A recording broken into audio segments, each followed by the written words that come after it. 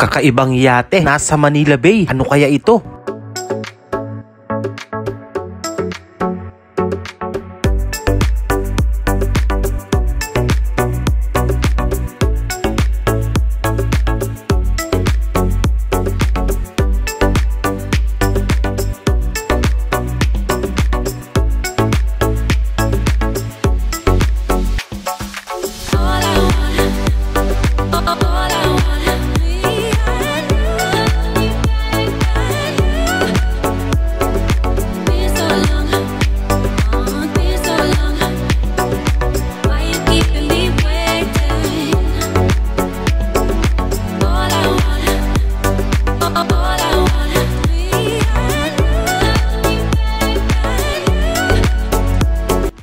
Good day mga kababayan, isang magandang hapon po sa inyong lahat at ngayong araw nga po ay nandito tayo sa may bahagi ng Roas Boulevard dito sa Manila Bay.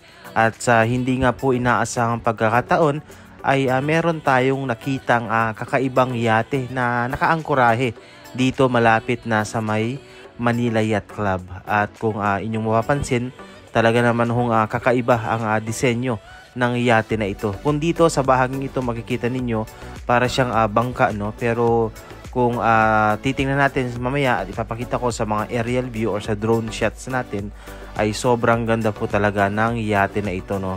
Sadyang kakaiba. Ang nakalagay sa kanyang pangalan sa unahan ay yung Adastra. So ito na nga at hindi ko napigilan na paliparin talaga, no, yung ating drone para mas makita natin ng mas malapitan yun talagang hitsura at ang ganda ng yate na to.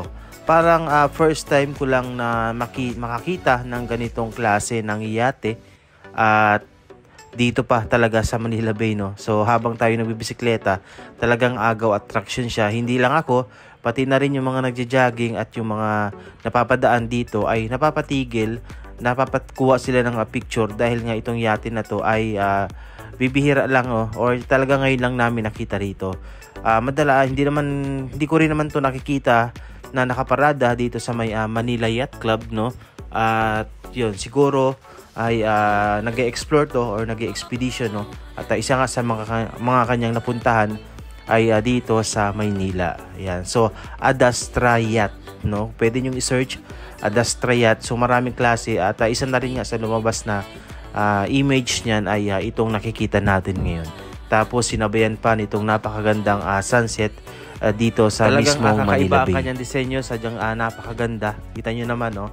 Ayan, no? Parang nakita natin na merong nag-post na isa daw tong super yacht, no? Or super yak. Yan. Isa siyang talagang luxury na yate. At hindi natin alam kung sino ba or anong purpose nandito. Siguro nga yun, naglalayag, nag-expedition sa mga iba't ibang lugar, no? At swerte at nandito nga sa mismong Maynila, sa mismong Manila Bay. Ayan. So makikita ninyo, ayan, malapit lang siya dun sa Manila Yacht Club at sadyang malaki siya, no? Para siyang bangka, no? Yung bangka ng ating mga mangingisda in a modern look, 'di ba? Meron siyang dalawang sa gilid and then yung pinakang gitna niya ganun na ganun sa bangka na ginagamit pangingisda ng ating mga kababayan. Okay? So yan, napakagandang yate. So enjoy na lang kayo sa view. Ayan. At lalapatan na lang natin ng napakagandang music. Thank you po and God bless. At comment down below kayo if you have an idea kung bakit po nandito itong yate na to at kung ano po ang ginagawa dito, no? So God bless po and thank you.